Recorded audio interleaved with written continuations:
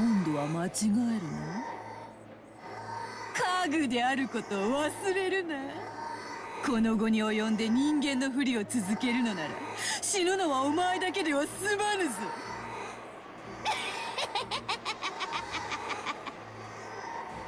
The goat attendant made a gesture that seemed to be a silent bow. Uh-oh. He's about ready to attack!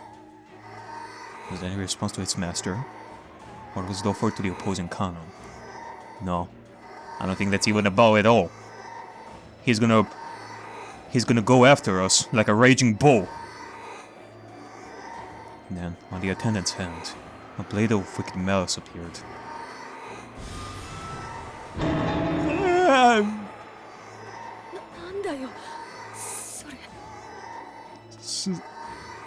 So cool. God damn it. You know what? Two can play this game. Come at me, goat face! If you dare face your inevitable demise!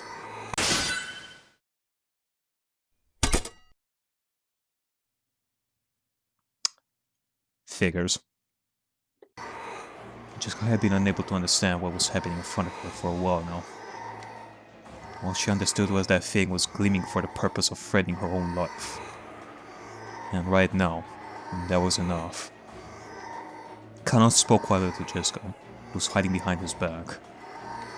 お嬢様、壁に下がっていてください。背中は決して壁から離さないよう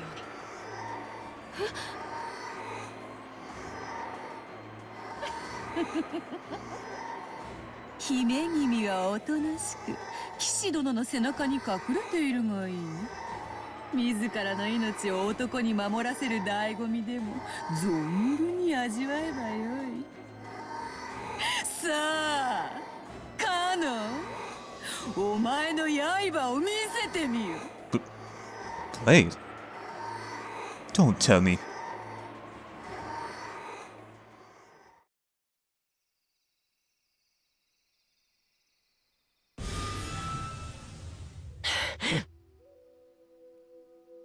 Okay, I did not expect this at all. Kanon has magic powers! 美しい。金蔵は家具を生み出すことに関してだけはわらわの足元に及ぶやもしれぬ。こんなものバラの手入れにも使えない。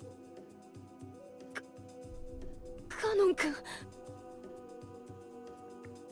I think there's more to being a furniture than what I expected, isn't there?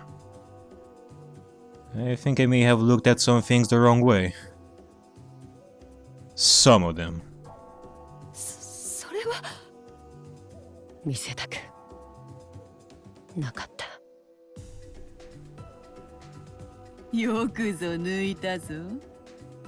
思いを寄せる女の前で己が人間以下の存在であることを晒した気分はどんなものよ。黙れ。憤怒で己を焦がしているくせに冷静を装うか。なるほど。真に熱き炎は青く静かだという。今のそなたがそうだというのか。僕の力でお前を殺すことなどできるわけもない。お前は月、石つぶてを投げたとて月を砕くことなどできるわけもない。だがお前は権限するために水面にその姿を映す。水面に石つぶてを投じれば一時月を乱すこともできるかもしれない。しかし月を砕くことなど至らない。だから僕はこの命尽きるまでお前の映る水面を叩き続けてやる。気に入ったぞカノン。始めろカグども。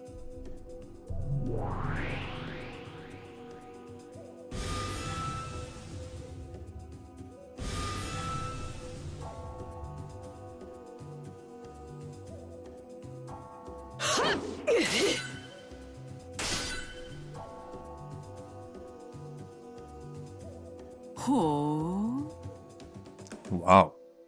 I'm speechless. I'm without speech. う美しい奇跡だ And the witch's words of admiration broke the silence, and for just an instant, broke Chiska's paralysis. 私は夢を見てるの？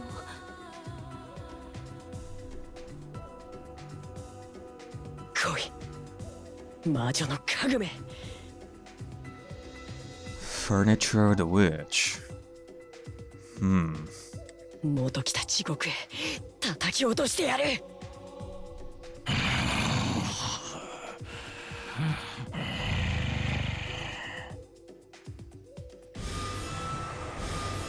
うわあ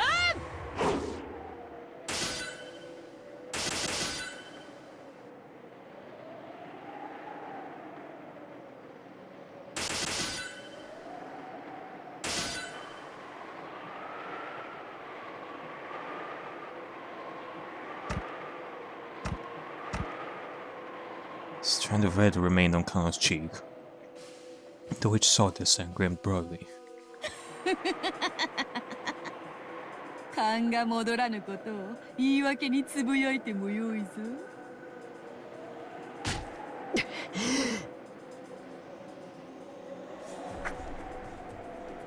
カノン君、しっかり。大丈夫、僕はまだ死なない。 Wait a second. If Kanon is capable of such feats, then how come last time he confronted Beatrice in the boiler room, he did not use that fancy magic of his? Why?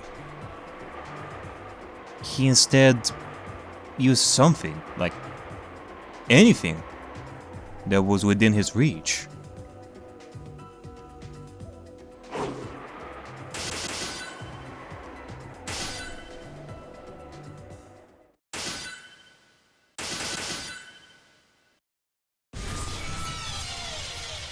Duh. Kanon! The trail drawn by the goat attendant's blade drew a large arc in empty space. Kanon wasn't there. He was behind it. 先に帰りて、主の帰りを待つがいい。行け。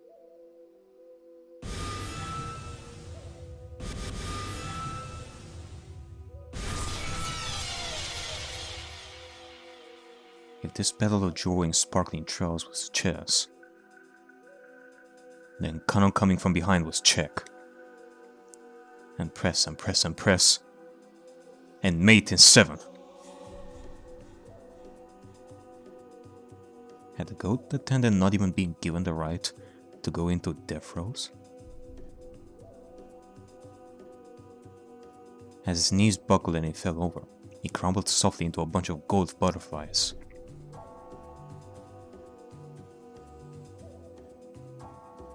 So there was no sign of it hitting the ground.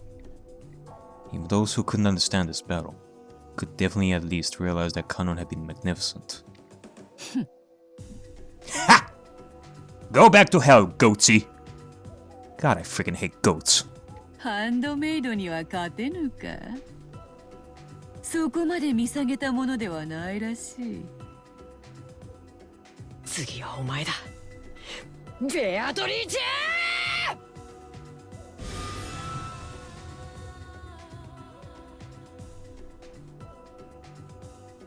Kanon's blade sliced diagonally through the witch's form, like a hot knife through butter, and in an instant, she burst into gold and scattered. She scattered into several thousand gold butterflies, and for just an instant, they almost filled with the color of twilight.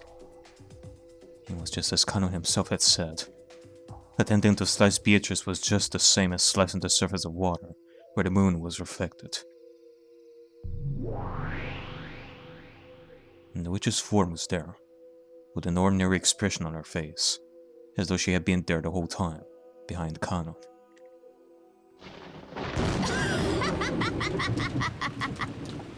十分に面白い見せ物であったぞ。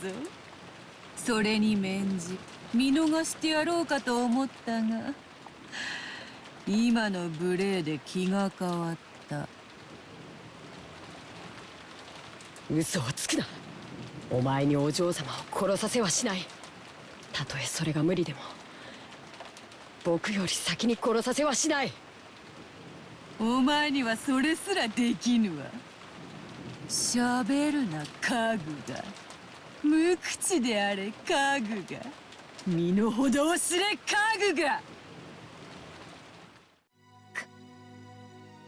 カノン君は家具なんかじゃない。ほう。なぜそう言えるのか。理由なんかいらない。カノン君はカノン君だよ。Yep. I don't even know what kind of bullshit games you and Kinzo are playing with this furniture stick. But Kanon is Kanon. He is more than furniture. He is human. No matter how many times Kanon or anyone else says otherwise. It is a hard concept for you to understand, I'm sure.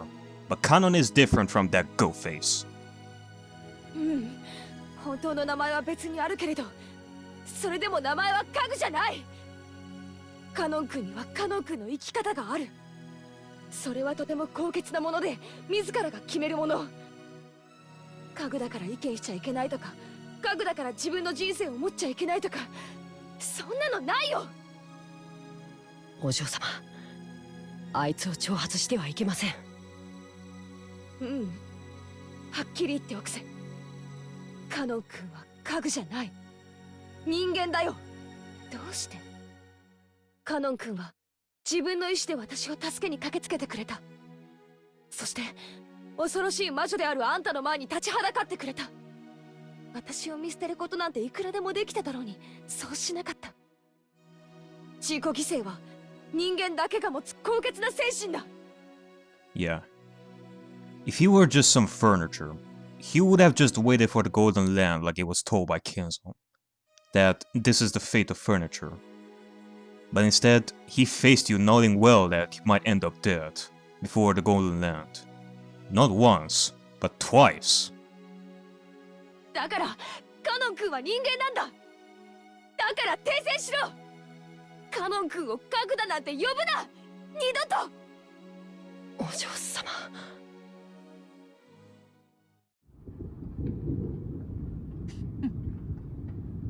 語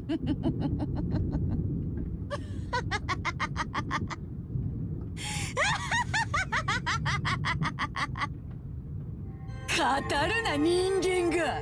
とっとと終わらせよう。何しろまだまだ第二の番。互いの尊厳を認め合う寄り添いし二人を今こそ生贄に捧げよ。さあさあおいでなさい。罪を許しなさい。煉獄の七杭が一つ。色欲。 You gotta be kidding me. The witch summoned her own furniture with a mixture of laughter and anger on her face. 色欲のアスモデウス。 But... Hello there. So you are Asmodeus? ここに。茶番は飽きた。第二の番を速やかに遂行せよ。わらわに瞬きを三つも許すな。仰せのままに。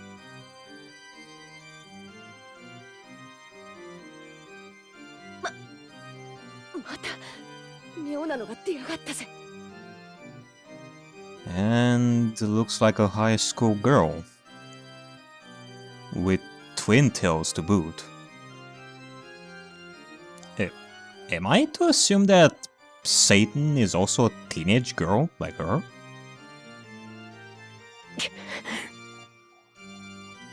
It took Kanon less than an instant to understand.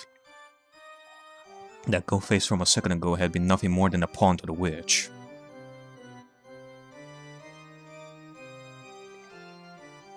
However, there was a marked difference in the value of this piece, of this furniture that had been newly summoned.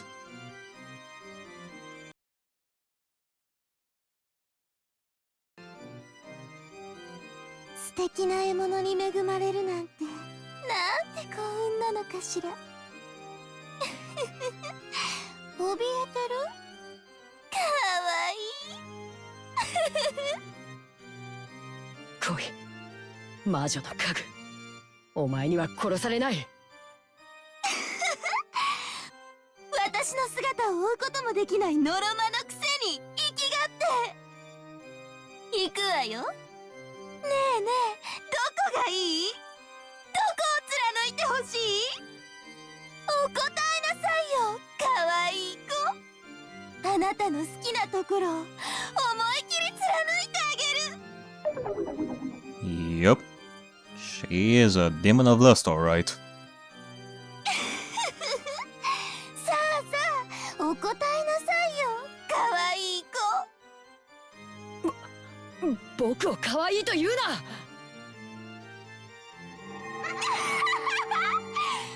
行くわよ、ノルマ。さあ追ってごらん、その節穴で。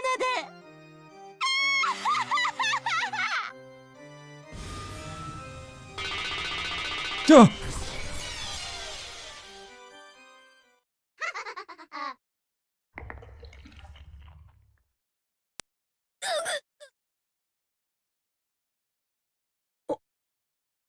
お嬢様。 You gotta be kidding me.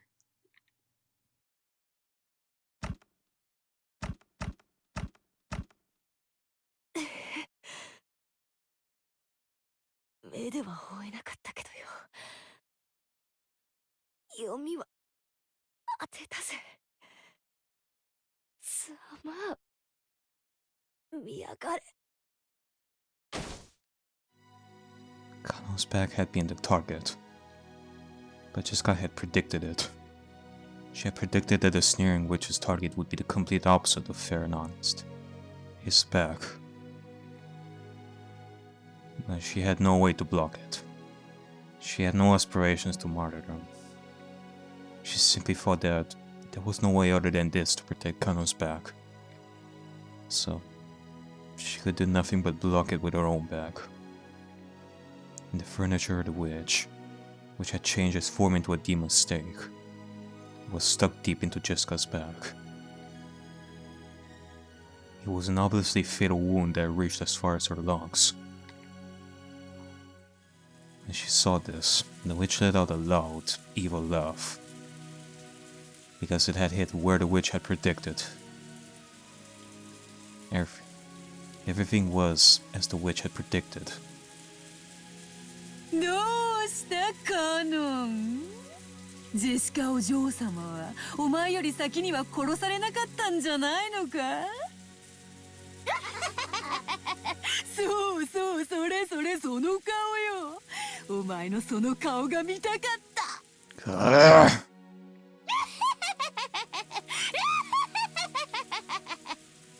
楽しんだ、実に十分。もうよい、死ね死ね、笑わせろ。さあさあ、おいでなさい。罪を許しなさい。煉獄の七杭が一つ。フンド。フンドのサタン、ここに。その獲物はお前のものだ。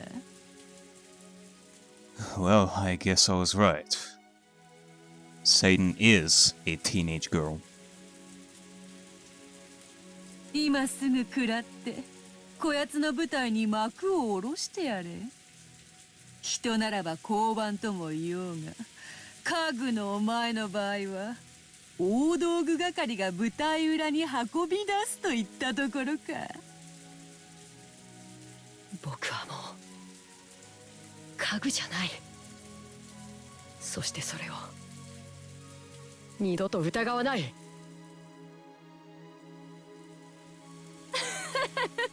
なーに？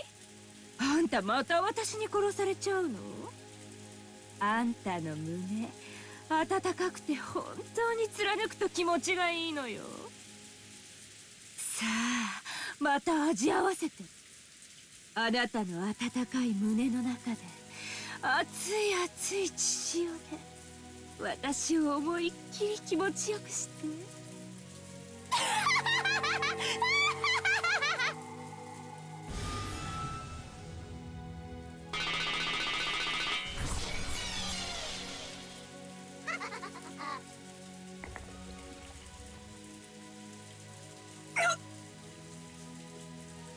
There was no way to block it. The sound of a woodpecker filled the entire room, and before he could blink, it was already right in the center of his chest. When you take a piece in chess, it's impossible by the rules for your opponent's piece to defend. So this was an obvious result, and one even specified by the rules.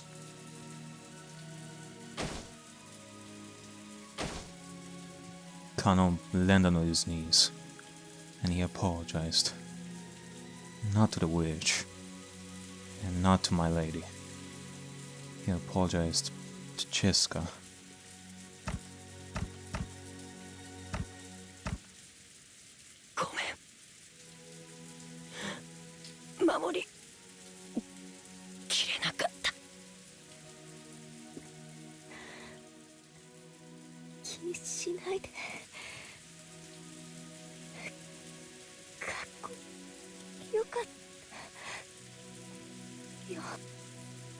Kanon finally fell over. He landed next to Jessica, and the two lay there like Gemini. You are quite something, Beatrice. You sure are quite something.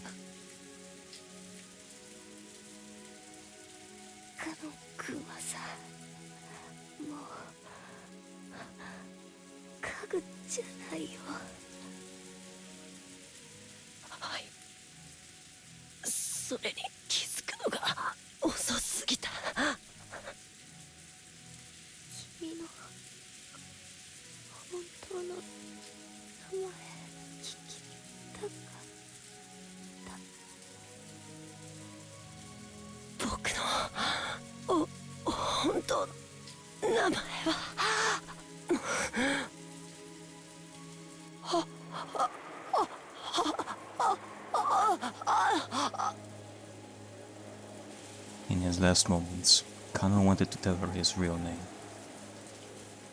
But Jessica had already fallen into a sleep from which she would never wake. So, Kanon's real name, which he had protected until today, in the end, he couldn't tell to Jessica.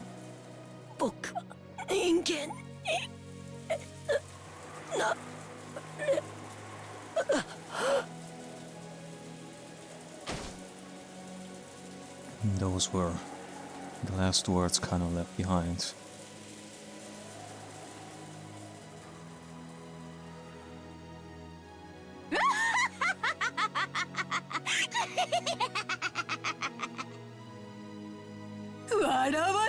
Kagu 100年を経ようと家具は家具よ。捨てる時に家具のために墓穴を掘るバカがどこにいる？家具は叩き割って薪にして、後には灰しか残らぬわ。そういうことよ。家具に刻める墓碑などない。貴様は死ねばこれ以上の屈辱を受けることがないと信じてるようだが、それは甘いぞ。死者を恥ずかしめるというのがどういうものか、わらわが教えてやろうぞ。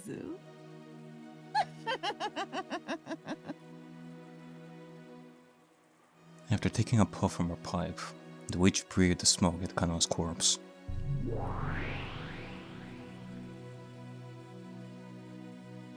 She did.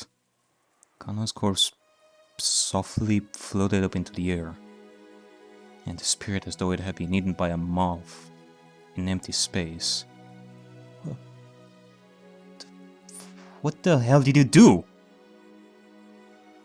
You... The witch played dirty until the very end. The two had understood one another in their last moments. She should not even permit their corpses to be close. If someone had been watching, they would probably mourn that this was indeed a disgrace to the dead. However, Beatrice was far, far crueler. That would become immediately apparent.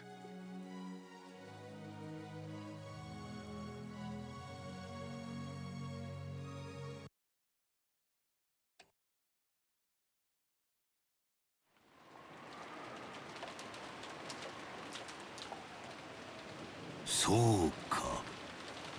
始まったか。はい。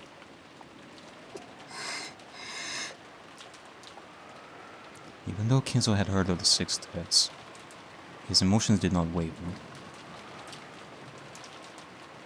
The expression on his face as he gazed out the window was a smile, as though his opponent in a chess game had just made a spectacular move. It was unimaginable that this expression could appear on a father who had lost many children at once. ローザ様のご指示でゴーダとカノンが警察へ電話しております。それから親方様に以後のご指示を仰ぐようにとも仰せつかっておりますが、いかがいたしますか。すでにこの島は現世から切り離されているのだ。電話など何の役にも立たぬわ。やめさせますか。ルーレットが終わるまで何をして過ごすも自由だ。好きにさせてやれ。はい。そのローザ様には何とお伝えいたしましょうか。何をして過ごすも自由だと言っておる。歌おうが踊ろうが、首をつろうが煮えたぎる大釜に飛び込むも自由。13人が死ぬまで好きに過ごせばよいのだ。そんなに退屈ならば、なぜに 6×9 が42になるかでも考えていればいい。6 times 9 is 42. それが人と宇宙の神秘の答えだ。はい、申し訳ございません。Shannon cowered in fright at the sudden rage. Genji made a gesture as though telling her not to say too much. Shannon couldn't help but regret speaking out of turn. だが、自由にしてよいのはお前たちもだ。源氏、そしてシャノンも、今日までよく私に尽くしてくれた。もったいないお言葉です。ですが私どもは親方様にお仕えすることを誓った家具です。いついかなる時でもおそばに控えております。最後のその時まで。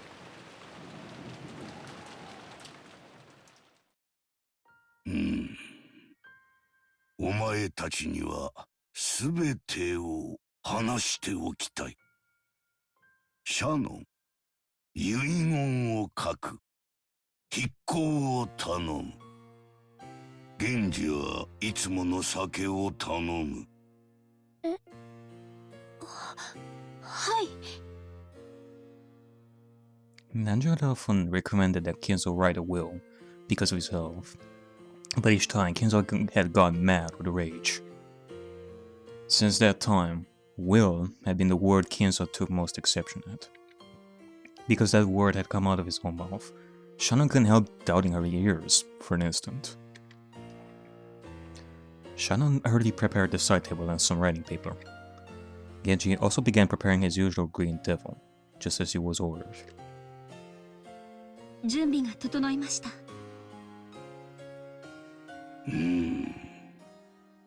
何から語るか。我が生涯を語るもよいか。思い出深い対局を棋譜に残すのは楽しいことだ。100年以上も昔の棋譜を読み、対局者たちの思いを探る思考の旅も実に楽しい。ならば、我が生涯の棋譜も、後世の者によって我が思いを探る旅への誘いとなるのだろうか。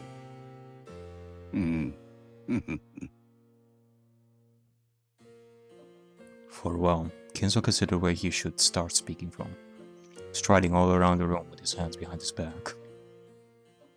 親方様、どうぞ。すまんな、我が友よ。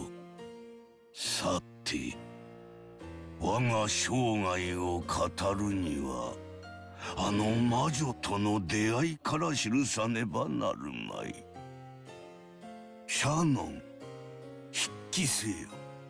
私がベアトリーチェに初めて出会ったのはだいぶ以前に遡る。あれは昭和の何年だったか。確か終戦の。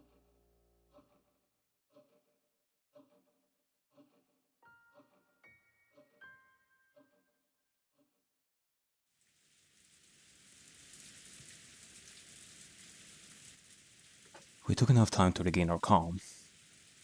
We each swore to our parents that we'd definitely catch the killer. Yeah. Just a couple of more minutes though. I'm just gonna lay down here and regain my strength for a while.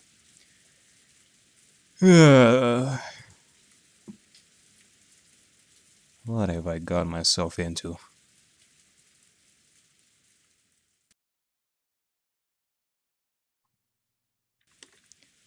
You would be lied to say we weren't still bitter.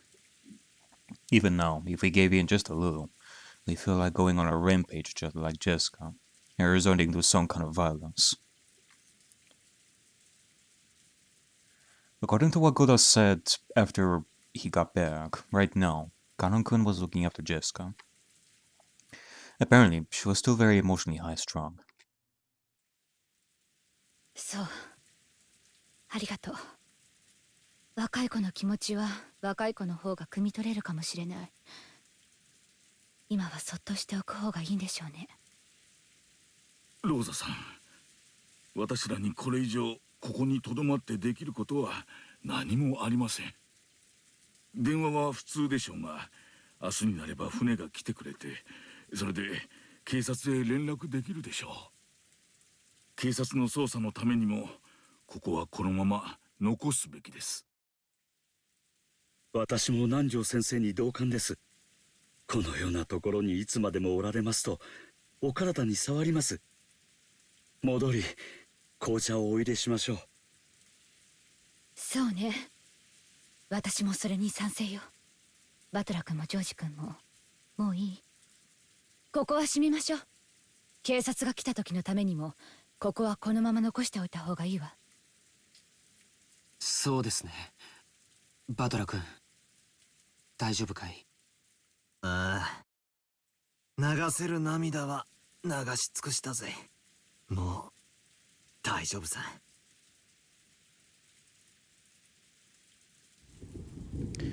The police would surely find some evidence from a photo investigation, but we hadn't been adult enough to wait for that. I'd investigated the chapel in my own way, trying to catch the culprit before the police got here. And what I figured out was frustratingly nothing. Yeah, found nothing to say. Well, one thing to question is the letter we found here, which, as far as I know, should have been read at the dinner last night by Rosa, in similar fashion to how in the first game, that same letter was read by Maria. And yet, it was never opened until now, when we found the parents dead. I mean, I'm not even gonna beat around the bush. I know that the 6 that have died and Rosa were here with Beatrice last night.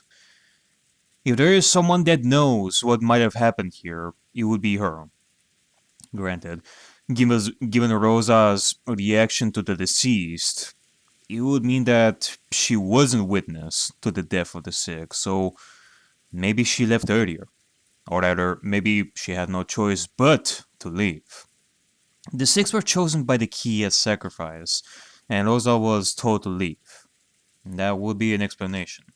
Maybe she knew that they died, but she didn't know that they would die in such a gruesome way, and then vomited her entire stomach. Like, yeah. Like, whatever the case is, she must have left this letter here in the chapel, whether intentionally or not, and she might know stuff that we don't know. Either she is in the clear or she is an accomplice to murder. I don't know. As for the cause of murder, if done by human hands, I cannot say for sure.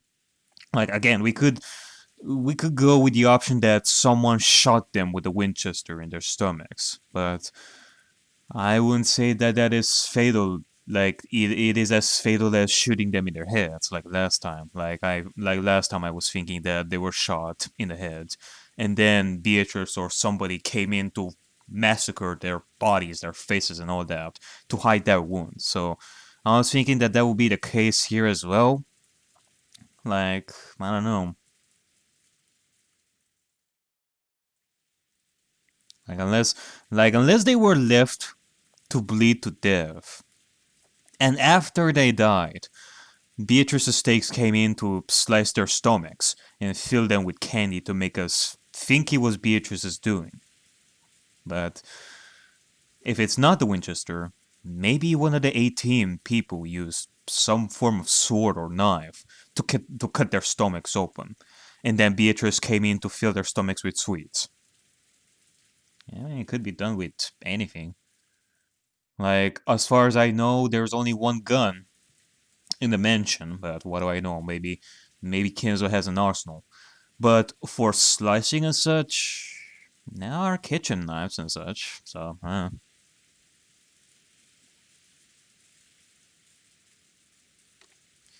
haven't been able to find a single hint. Ah yeah, also, like, another problem is the door to the chapel itself. If the key to the door was always in Maria's envelope, then unless there was a second key, the door was always closed. Like, maybe there's another entrance somewhere, like a hidden exit of some sorts. さあ出ましょう。 The similarities and the differences between this first Twilight and the other first Twilight, I'm definitely gonna have to focus on that. マリア、行くわよ。いつまでもジロジロ見ていないの。さあさあ、マリア様。参りましょう。ここは肩を冷やします。父さん、母さん、今日までありがとう。僕はきっと父さんたちの期待を裏切らない男になる。George spoke his last words of farewell to his parents. After saying that, Miller followed suit. 親父、綺麗さ。Taken on their own, their faces made it look like they were sleeping, which made it all the more bitter. こんな涼しすぎるところに残してくろ。絶対に敵は取るぜ。絶対にな。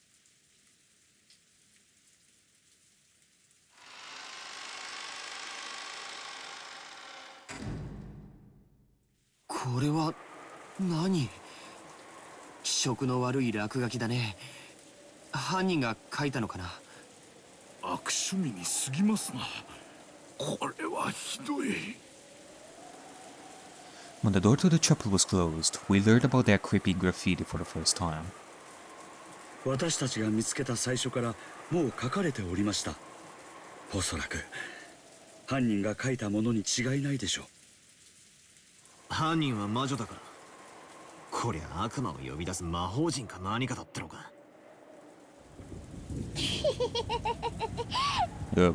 これは太陽の7の魔法陣だよ。そんなのも知らないんだね。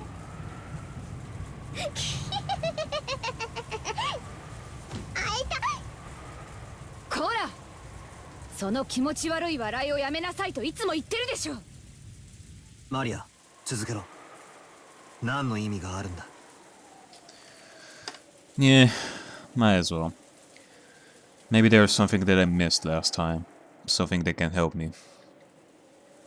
肉体的、あるいは精神的な束縛から逃れるための魔法陣だよ。To escape from physical or mental bonds. そして演習部に書かれているヘブライ語は、主は私の枷を解かれました。私はあなたに感謝の生贄を捧げ、主の皆を呼ぶでしょう。感謝の生贄。Giving it a new meaning to stuffing the turkey, I guess. 父さんたちが殺されたのはこの魔法陣のための生贄だっていうのか。心を落ち着けてジョージ君。こんなのは犯人の挑発よ。どうせ意味なんてないわ。考えるだけ心に毒よ。そして英語も書いてあるな。ハッピーハロウィン for マリア。なるほどな。それでここを開ける鍵がマリアに渡されてたと。そういうわけか。ここは礼拝堂だしね。マリアちゃんのマリアじゃなく聖母マリアの方の意味かもしれないよ。Virgin Mary. だとすればハロウィンの名を語った神への冒涜とも受け取れる。悪魔と契約した魔女たちは神の名を常に汚し続けることを誓うという、そういうセンスから言えばこれは実に魔女的な犯行だね。詳しいのね。マリアの受け売り。ええ、そんなとこです。礼拝堂か。礼拝堂にわざわざ呼んで殺した。ローザおばさん、この礼拝堂には何か特別な意味とかあったんすか？特別な意味ってどういう意味？いや、人間6人の死体をはるばるここに運び込んでこんな凝ったデコレーションをした。ここに6人を呼んでから殺したのか、6人を殺してからここに運び込んだのかは断定できないが、どちらにしても大きな手間がかかる。Well, if there are no traces of blood from the entrance to the altar, then one will assume that they were killed here. Unless they cleaned the blood inside the chapel, and the rain would definitely wash the blood outside. Unless some pool of blood were found inside the mansion, well, they were killed here. 犯人にはここで6人に死んでほしいどんな理由があったってんだ。そうですな。あんな凝ったことをすれば警察が来た時不利な証拠を見つけられる可能性が非常に高いでしょう。それを犯人が見越さなかったはずもない。なら犯人はどうしてわざわざそんな手間をかけてまでこんなことをしたのだろうということになりますな。だとしたらここで出てくる疑問は一つ。6人の死体発見場所になるここにどんな意味があるのかってことだ。Indeed. Why not kill them while they were still at the dinner last night? Instead, they moved here to this chapel and then they were killed. Is there something to this chapel that makes this murder a special one? And why couldn't they just done that like last time in the last game? The last game acted as if this chapel didn't even exist. So I have to wonder. Is it because Beatrice wanted this game to be different? Other than that, I'm not sure. ここはお父様の大切な礼拝堂だったの。私が子供の頃からここに立ち入ってはいけないと厳しく言われていたわ。マリアも前にここに来てものすごい怒られた。大切な礼拝堂。後宮本家にとって何か縁のある？わからないの。お父様はこの礼拝堂をとても神聖視していて、何度か化粧直しの工事をさせるくらい大事にしていたわ。でもみんなも知っての通り、お父様は黒魔術が大好きなくらいで敬虔な信者だったわけじゃない。ここで神に祈りを捧げてたなんて聞いたこともない。私の知る限りでもここに親方様がいらっしゃったことはありません。私たちもここを開かずの礼拝堂と呼んで、そのお化け屋敷のような感じで薄気味悪く思っておりました。お父様自身全く近づかなかったのに、なぜか年に何度か使用人たちに大掃除をさせていたわ。常に清潔にしていて、まるでいつ使用する時が来てもいいようにという感じだった。にもかかわらず開かずの礼拝堂ってか。Similarly to the VIP room. In which case, there is no room for doubt. This was built specifically for Beatrice, or anything that has to do with witchy stuff or what is happening here today. Could this chapel have anything to do with the epitaph, I wonder? I mean, the epitaph mentions sweetfish rivers, hometowns, villages, and shores, but nothing about a chapel. Like, unless there is a deeper meaning behind the word chapel, like a Japanese meaning in its characters or something. Or the key that Maria had in her envelope being the key invitation to the Golden Land.